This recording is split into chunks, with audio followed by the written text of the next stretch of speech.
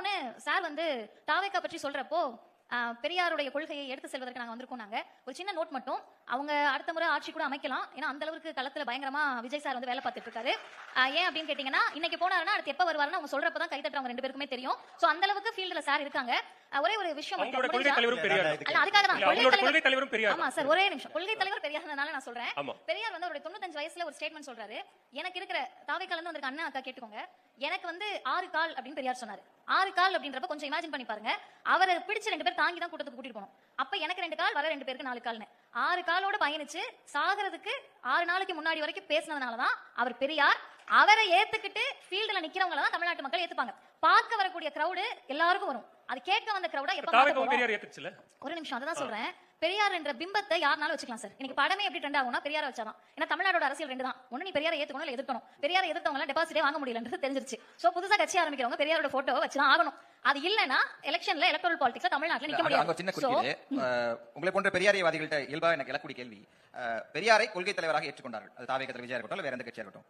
ஒரு incubation period இருக்கு. ஒரு பாலிசி அடாப்ட் பண்ணி டைரக்டா எலக்டோரல் பாலிடிக்ஸ்ல வரவங்க ஒரு தலைவர் எடுக்கிறாங்க. அதை அவங்க ப்ராசஸ் பண்ணி அதுல புரிதல்கள் தவறுகள் நடந்து திருத்தணும். ஆனா அதுக்கு முன்னாடியே தீவிரமான பெரியாரியவாதிகள் ஒரு ஓனர்ஷிப் எடுத்துக்கிட்டு நீ வச்சுக்கவே கூடாது, நீ இந்த தகுதி இருந்தா தான் நீ பெரியாரை ஃபாலோ பண்ணணும் அப்படின்னு சொல்றதும் ஒரு வகையான எதிர்ச்சதிகாரம் தானே. நான் ரொம்ப தெளிவா அதனால தான் காயின் பண்ணேன். பெரியாரை யாருனாலும் பயன்படுத்தலாம்னு சொல்லிட்டு தான் நான் சொன்னேன்.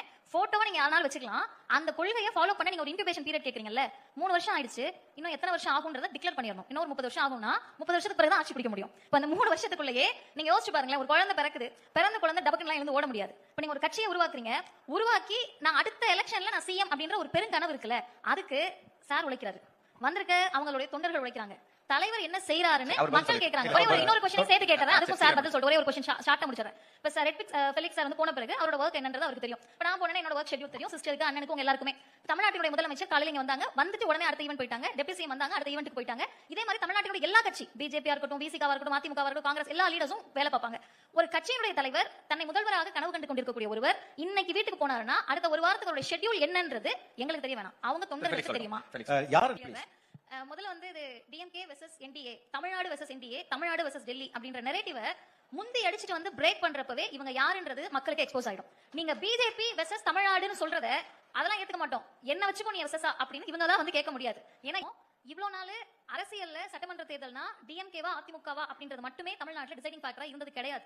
எல்லா இடத்துலயும் எந்த தேர்தல் நீங்க எடுத்துக்கிட்டீங்கனாலுமே அடிப்படை கொள்கை சார்ந்து அறிவிப்புகள் யாருக்கு வருதுன்றதா தமிழ்நாட்டோட டிசைடிங் ஃபேக்டரா இருக்கு. தேர்தலுக்கு முன்பே டெல்லி வெர்சஸ் அப்படி நேரடியாக வைக்கிறது இருக்கு. இந்த டேர்ம் தான பிரச்சனை. நாங்க 50 வருஷமா என்ன சொல்லிட்டு இருக்கோம்னா ஆரிய திராவிட போர் அப்படின்னு வெளிப்படையா டிக்ளேர் பண்ணிட்டு தான் இருக்கோம். ஆரியம் வெர்சஸ் திராவிடம் தான் இங்க சண்டை.